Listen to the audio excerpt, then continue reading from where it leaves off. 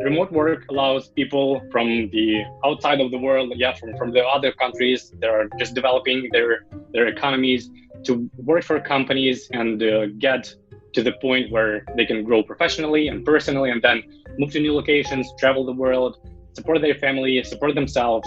So this is like a very big opportunity, especially for creative field.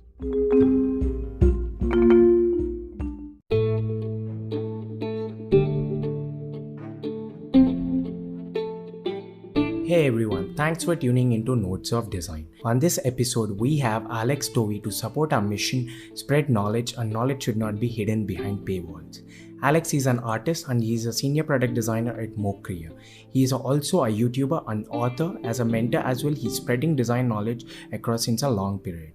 His courses has been watched by 370k plus people and more than 70,000 people giving him a 5-star rating. So Alex has been a remote worker for a very long while, so he's gonna share a lot of insights on what is remote work and how one can practice effective remote work. During these tough situations of coronavirus, most of our designers across the globe are turning remote and most of them have create a new experience on working remote. So we have Alex on our show to clarify all your doubts and give you a best insight on how to practice remote design and deliver the best outputs to your clients. So happy designing and stay safe.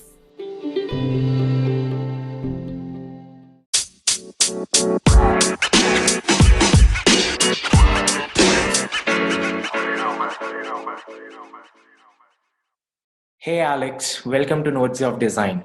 Hey Tej, happy to be here. It's so great that we are looking to host you for a long while because you've been into the remote field for quite a while and you have worked in remote for a couple of projects of yours. So it would be really great if you could give a brief about you to our audience. Yeah, for sure.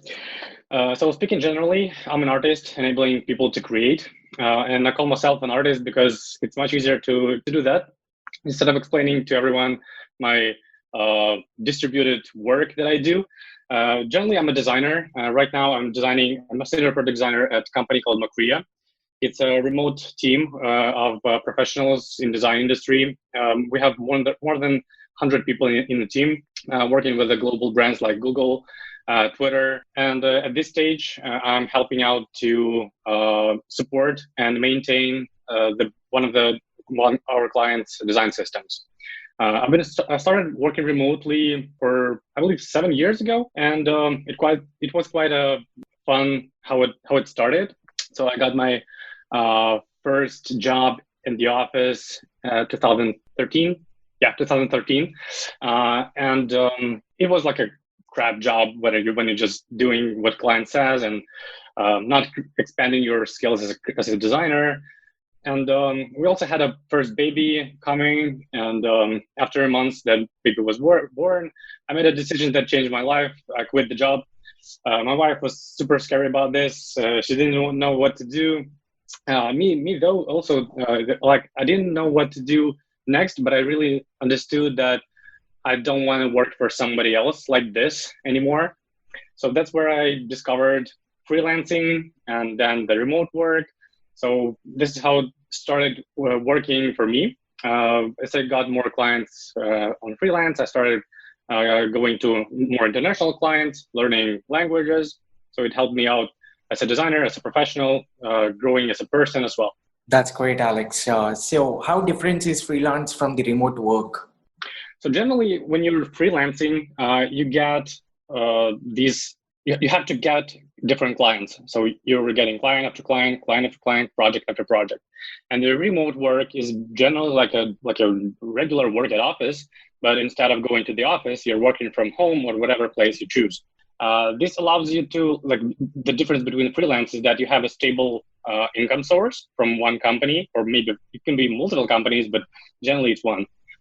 So it's much easier for you to maintain all of the things that freelancers maintain, because except the skill that you're doing, like designing websites or applications, you also have to do the accounting, you have to do the invoicing, managing projects, and so on. So remote work itself makes you, as a designer, for example, for a creative field, it makes you less stressed about the business side of things and focus on your craft and being professional in that. That's great, Alex. So now coming to the point, like now, so big infrastructures and offices are built all around the globe by big companies, and when startups they try to go into buying infrastructure and all to accommodate their people. So, but Yep. remote is cutting all that down. So, if you could give us few stats that can support that remote is the ongoing trend that's happening now. Yeah, so regarding the context, I know that there's a lot of studies done on the remote work, and I believe like 58% or 60% of US workforce is able to work remotely right now. There are a couple of different ways of working remotely, so it doesn't have to be like completely working from home. Uh, First, in the most common right now way of working remotely is like it's office-based company with remote flexibility. So generally, it's just you go into the office, but you have like 1 or 2 days per week to work from anywhere you want, like from home or from cafe or from anywhere in the world. The second approach is like partially remote teams. This is what we have with a couple of our clients. One department can be located in some office, like we have located in Europe or in US, and then a couple of team members are located remotely, and we're collaborating together using the tools that we have. Then there's like a remote team that is like co-located, meaning that we can be in one country or in one city, but we're working from home. And then when we need it, we could just go in-house together, gathering into the co-working spaces, somewhere where we can work on client projects or just meeting with clients and so on. And there is a fourth and last type of work, which is like a fully distributed remote work, where the team is completely distributed within the world. And I believe this is this is the greatest way of working remotely, because the thing is that the talent is spread equally, but the opportunity is not. I've heard it from some of the authors of one of the books that I've read. I don't remember who said that, but his words, so credit to him. This is the thing that really resonates with me, because I'm from Ukraine, and opportunities here are much less available for people like designers and the creatives rather than in US or in Europe. So remote work allows people from the outside of the world, from the other countries that are just developing their economies, to work for companies and get to the point where they can grow professionally and personally, and then move to new locations, travel the world, support their family, support themselves. So this is like a very big opportunity, especially for creative field. That's beautiful, Alex. And I love the quote which you have quoted though. Yeah, I also really love it. Yeah. So now coming to the, like, why major companies are shifting their base to the remote? Like, isn't it hard to manage people out there along different parts of world?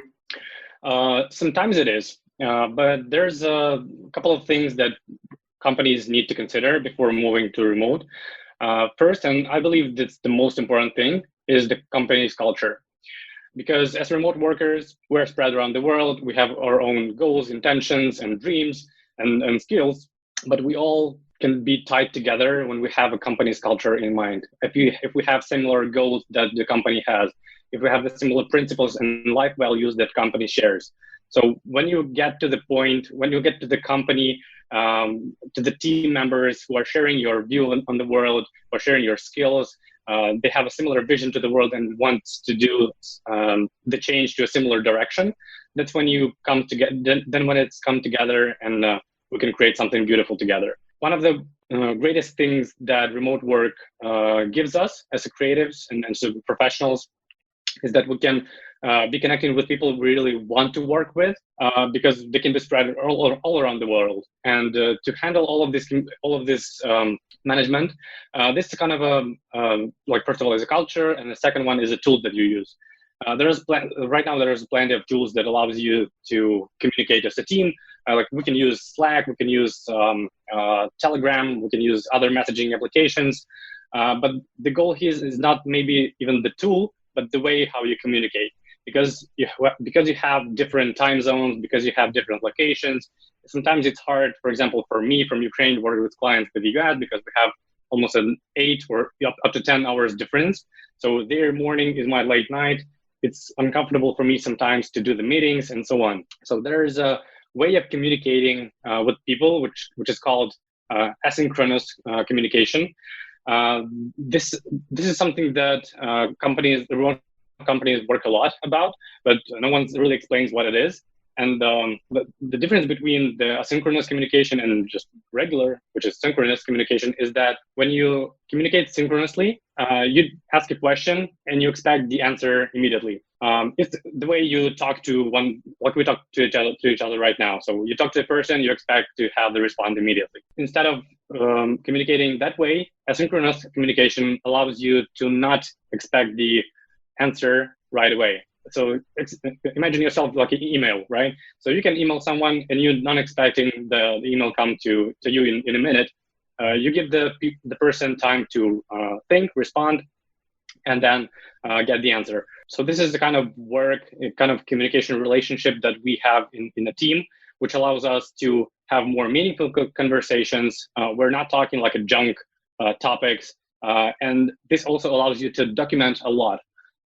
We can search for anything that we have in our Slack, in our Notion or Dropbox, where we just outlining everything that we need to explain. Of course, we have the video calls. Of course, we have the meetings. We have on-site Teams gatherings. But this is kind of a more rare thing that we're doing. And this is something we do like a couple times a week or once a month or once a quarter. And on a daily basis, we just use the text messaging that allows us to communicate effectively. Oh, that's great, Alex. So coming to this thing, like people like our podcast listeners, they're young creatives who aren't have that much accessible to the design knowledge and all. So remote work is something that they can really utilize and build their path up. Yep. So for them, what do you suggest, like the beginning step to the remote work?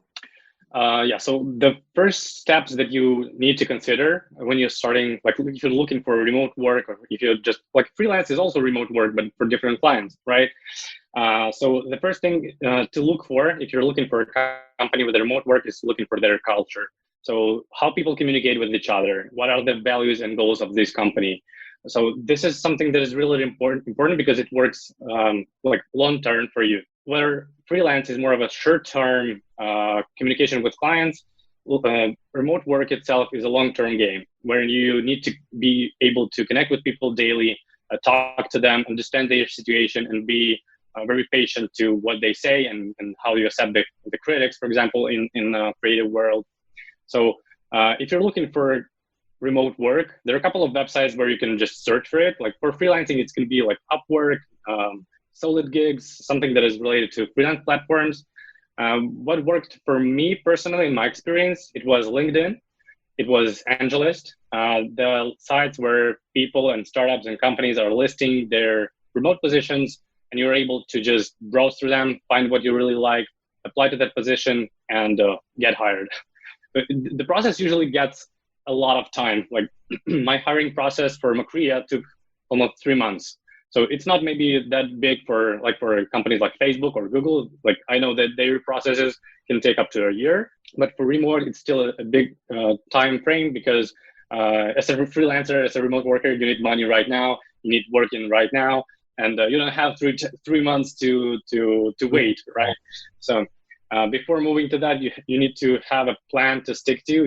You need to have at least or an existing job or a freelance project that you're working on before you're going to the fully remote work. This is something that happened with me. So I had a freelance jobs, and then I decided that I want to have a particular remote work. I found the companies that I want to apply to. I read their descriptions, found the info about them on the internet, read the reviews, and like this process takes time. And if you want to go to a really good company, you should spend time doing that. So it's the patience that's required the most to begin with. Yes, exactly. That's great. So now coming to our conclusion part of the whole show, like what are your favorite reads that you want to suggest to our listeners? So the first one, I believe, and this is probably the most important one, is The Deep Work, Rules for Focused Success in Distracted World by Cal Newport. This is the book that transformed my vision of the remote work. This is something that people don't usually notice in their lives, but the concept of deep work, of this focus moments, the flow state, which is author calls it, is when you forget the time and you're just flowing into the work and doing like 10x of your productivity in the same amount of time. So a lot of this came from the action sports, where the action athletes are doing their job, their sports, and we as creatives can also achieve that state because we can focus for long period of times. We can focus on a single task, but there's a couple of restrictions, couple of rules that you need to maintain before entering this state. So this is probably the best one that I can suggest. But there's also books like Essentialism that helps you to get out of some things of your life to make it simpler. Especially it comes handy when you're working from home. For example, right now I'm working from in my home office, so it's like a place with distractions where you have your family, your kids. They always turn you to play with them. So it's really handy when you have a proper workspace to work there. Also, some things to consider. It's good to wake up earlier in the morning before everyone is sleeping to have these deep work sessions. But this is something that is like more deep for remote workers. Thank you so much, Alex. And once again, thank you for coming out of the show and sharing knowledge with our listeners out there. We'd love to host you again. Yeah, thanks for having me. I'm super excited to be here. And yeah, feel free to reach out. So guys, Alex is also spreading his knowledge over his Instagram page. You could find that over the footnotes. Alex, your Instagram page, if you can share it out to our listeners. Yeah, so my handler on every social platform that you can find is at Dovhyi, Dovhyi. You can find me. You can DM me, comment on my post. If you need some specific information, just hit me a comment or email. Alex@dovhyi.com. Feel free to reach out. Thank you once again, guys, for tuning into Notes of Design. Happy designing, everyone.